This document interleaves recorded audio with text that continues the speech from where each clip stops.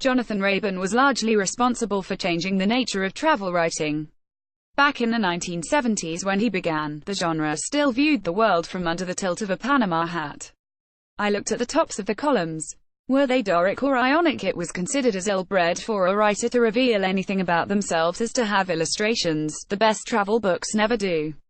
Rabin tore a lot of this up, and with glee. He had worked closely with confessional poets from America like Robert Lowell and John Berryman, producing what is still one of the best essays on Lowell's late poems about his messy divorce. He had even been Lowell's lodger for a while. Now he took the same transatlantic approach to travel writing, and elicited the same chorus of disapproval the poets had experienced for being so personal. Yet it was patently as absurd for a writer not to tell the reader if he was going through some emotional turmoil as it would be for a traveler not to tell a companion on that same journey, even if they were English. He also took as his subject matter not the Mediterranean or the Middle East, the traditional stomping ground for the men in linen suits, but the brash New World. He returned to America again and again with something of the questioning obsession that Naipaul brought to his books on India. The best of all his American books is perhaps Hunting Mr. Heartbreak, which takes its title from a poem by John Berryman. At the start of the book he announces that there is a sentence which always stirs the imagination of Europe and which promises to deliver the unexpected. Having arrived in Liverpool, I took ship for the New World. Rabin unpicks the appeal of these lines. It is not just that they are so jaunty, so unreasonably larger than life. It is that what turned the Atlantic Passage into the great European adventure was not so much the nature of the country that awaited the immigrants as the character of the ocean, a space too big for you to be able to imagine yourself across. And this has been Rabin's other great obsession, the sea. He recounts in his collected essays for Love Money, the nearest he has come to an autobiography, how he first came across sailing by accident when on a journalistic commission and discovered that being on a small boat in a big ocean suited both him and his writing. The element of risk and unpredictability prevented any journey from becoming stale. For coasting, he set off around the shores of Britain just as the Falklands War was starting, and so the book became an extended meditation on a country he saw as a dark smear between the sea and the sky, like the track of a grubby finger across a window pane, a distant, northern land. It was a test, a reckoning, a voyage of territorial conquest, a homecoming. At one point, he hallucinated that his small boat had actually stood still and the entire landmass of England was steaming past him to head south and take part in the conflict. He has never been afraid of such bold literary strokes.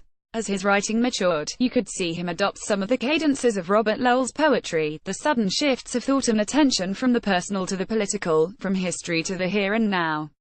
There is a trope which often recurs in Rabin's sailing books. A spell of bad weather upsets his cabin so that books and possessions are flung about.